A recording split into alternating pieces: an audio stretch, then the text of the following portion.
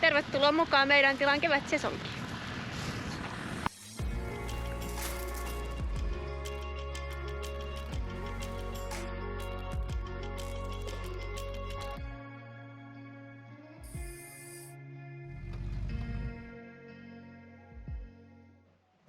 Kevätkylvöillä päästiin 24. päivä huhtikuuta. Siinä 3 päivää kerittiin touhuta ennen kuin alkoi se kylmä sadejakso. Silloinhan tuli lunta ja vaikka mitä. Mutta onhan se ihan mahtavaa päästä keväällä ensimmäistä kertaa pellolle ja täällä koko kylä oli samaan aikaan touhuumassa. Ja kosteusolosuhteet oli täydelliset. Ainut vaan, että maa oli todella kylmää.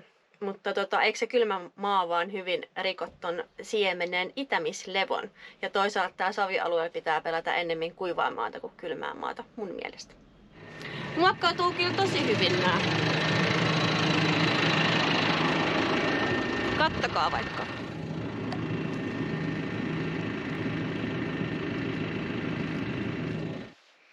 35 hehtaaria on kylvettä, nyt tää näyttää tältä.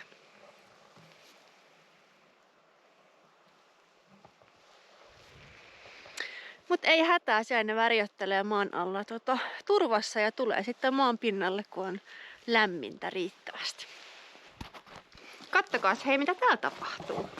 Moikka Hanna-Riikka. Moi Elina. Sä tulit tuomaan mulle kasvinsuojeluaineet. No kyllä, mulla olisi muun muassa vähän balajaa ja priaksoria täällä. Ja me oltiin niin reippuja, että me kannettiin tonne jo kamat sisälle. Ihan kyllä hyvä palvelu, kiitos tästä. Kiitos sinulle. Vaihdettiin muutama vuosi sitten äkeeseen tällaiset hanhenjalat. Ne on kyllä osoittautunut tosi hyväksi. Se mukavasti leikkaa poikki ei-toivotut kasvit sieltä. Niin kuin esimerkiksi saunakukat tai sitten noi kerääjäkasvit, aluskasvit, mitä sinne on jäänyt, kun tuntuu, että se tavallinen terälappu vaan niin kuin väistää ja ne kasvit väistää ne. Mutta tää tietysti kerää jonkun verran olkea. Et esimerkiksi syksyllä mä vaihoin sitten tähän tavalliset terälaput sitten paikalle, mutta tää on yhdellä pultilla. Ja pulttipyssyllä kun vaihtaa, niin aika nopea homma. Eli suosittelen. Täällä on kyllä ihan mieletöntä.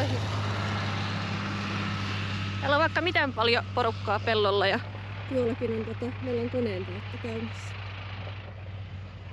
Aika kivaa.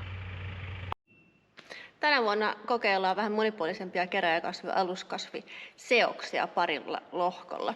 Siihen tulee pohjaksi englanninraiheina ja sitten erikoiskasveina. Siinä on maa-apilaa, veriapilaa, sinimailasta, nurmimailasta, sikuria ja sitten vähän hunajekukkaa.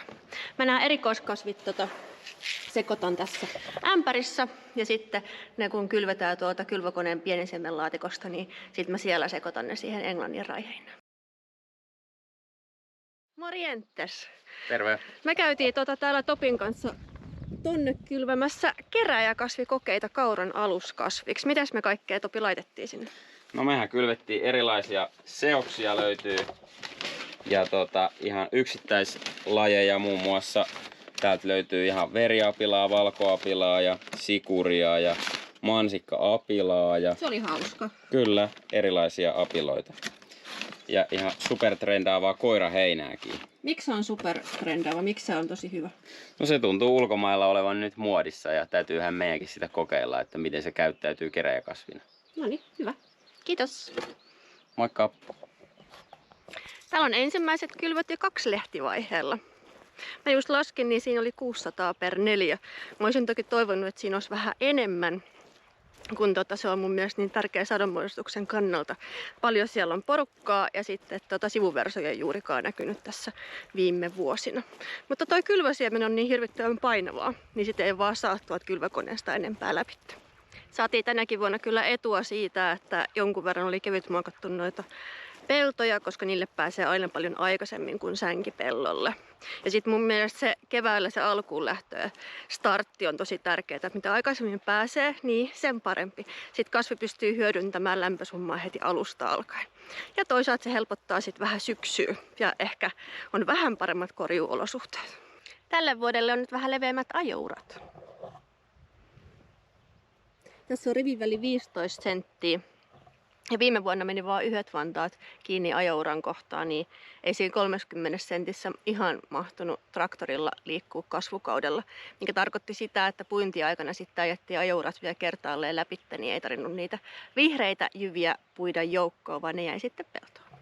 Onhan nuo kasvit toki vähän rujon näköisiä, kun niistä on päät syöty, kun täällä oli kirppoja ihan hirveästi.